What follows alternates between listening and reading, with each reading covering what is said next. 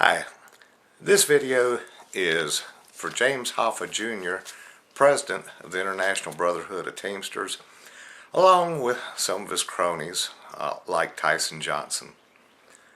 First of all, I'd like to say, I'm totally outraged at the latest publication of the Teamsters magazine. First of all, where do y'all get off trying to tell people how to vote? If someone needs to tell them how to vote, these people don't need to be working. They need to be at home where somebody can take care of them, get them up in the morning, give them a bath, feed them their breakfast, lunch, and dinner, turn on the TV for them, put them to bed every night. People can think for themselves, and this junk on the front, if Romney wins, workers lose.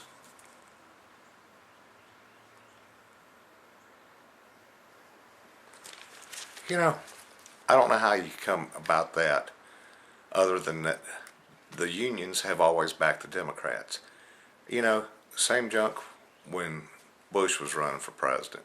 Did he do anything that hurt the union workers? No. Did his father? No.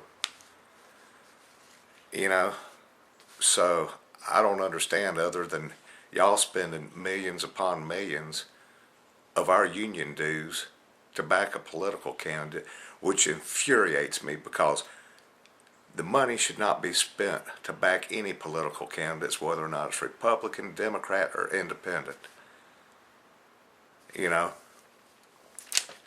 But let's take a look at Obama. What has he done since he's been in office? There's been no positive job creation, because according to the government, it takes 120,000 jobs each and every month just to stay even with population growth, which is those coming into this country that need work, but also those in this country already who are graduating from high school or college that would normally be entering the workforce. So since Obama took office, there have been 4,500,000 jobs created. But to stay even with job growth alone, they needed to produce 5,040,000 jobs.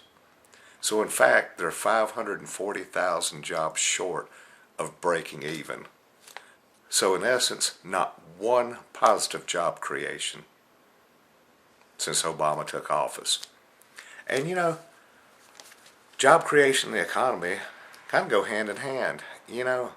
I think those of us that are working now, we aren't spending near as much money as we would if the economy were good, because most of us wonder if we're going to have a job come next week, the way the economy is. And then you have all those that are unemployed that don't have any money to spend other than the bare necessities. And you want to knock Romney. Well, Bain Capital may have outsourced some jobs after Romney stepped down as CEO.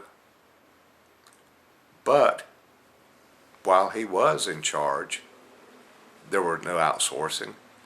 And he's created plenty of doggone jobs for Americans, which is more than I can say for Obama. Obama has never even owned a business. So he doesn't have any business sense. And the thing about Romney wanting to cut taxes for, according to the way y'all put it, his billionaire buddies, don't get me wrong, I'm thankful to have a job. But also, I realize that if it weren't for the rich people in the United States opening businesses or investing in businesses, I wouldn't have a job. So I owe a lot of thanks to those people. A lot. And I'm not here just to try and take advantage of them for every dang thing I can get out of them. Yeah, Obama inherited, a recession. But facts are, throughout the history of the United States, we've had plenty of recessions. Some of them much worse than the one he inherited.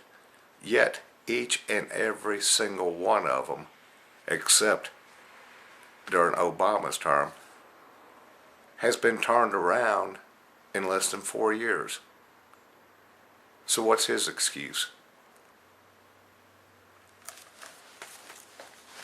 Not only that, but a lot of people say, well, George Bush got us into this mess.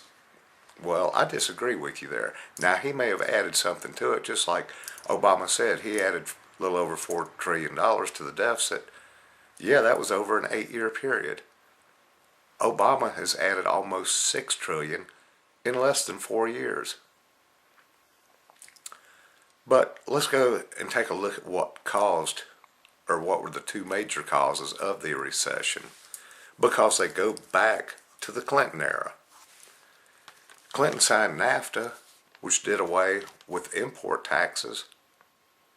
So, that opened the floodgates for companies to start moving abroad where they can get cheaper labor, not have to pay the high taxes here in the United States, and not have to abide by the U.S.'s regulations on their products that they would have if they stayed here in the United States. Well, that, like I said, that opened up the floodgates for them. Then Clinton came out and said, well, every American should be able to afford a house. We need to get these people into houses. Well, then you saw Freddie Mac, Fannie Mae, all the banks start getting on board, doing all this fancy stuff, with their financing, or should I say their mortgages, and actually giving mortgages to people they knew good and well could not afford them and would not be able to keep their houses but for a few years. That's what created it. So there you go. And Clinton, y'all supported him. And here we are with Obama in office. If you pay attention and read the Affordable Health Care Plan, in there after a certain date, doctors will be making the same amount of money. Doesn't matter if they're a neurologist, cardiologist, or your basic family practitioner. So what incentive do the specialists have to stay here in the United States as opposed to moving abroad where they can practice what they went to school for and make the bigger money? Which it costs them more money to go to school and get that extra education and training. Well, also, with the taxes going up in 2013, the corporate/business tax, which is currently 35% for the United States and the highest in the entire world, is going up to 55%. So I contend that you're going to see a lot more businesses pick up stakes here in the U.S. and move abroad, taking jobs with them. And as far as your smaller businesses, a lot of them will go out of business because they won't be able to afford the taxes. So there you'll see a spike in unemployment. What's going to happen to the economy then? Just like Obama wants it to do, so he can enact his socialism. That's why big reason he hasn't done anything as far as the economy or creating jobs to this point. It doesn't take an idiot to figure this stuff out, which really makes me wonder, Mr. Hoffa, what the heck are you smoking up there? Are you smoking crack? I mean, seriously, come on. Are you smoking crack, or have you started smoking some of that synthetic pot that's supposed to be so darn bad? Because it's definitely something. But I'd like to say, I have been in management before, but now I'm a Teamster, so I have a habit of looking at things from both sides. And, I'd really like to put something out there on the table, a little challenge for you, Mr. Hoffa. Okay, and it's right here on the back of the same Teamsters edition. It says, what role can labor unions play in creating jobs and jump-starting the economy? Well, there it is for you right there. Well, like I said before, jobs in the economy kind of go hand in hand. And my challenge to you is, instead of wasting all these millions upon millions of dollars to endorse a political candidate just for your own agenda, like so many of the Democrats do, just like the black lady.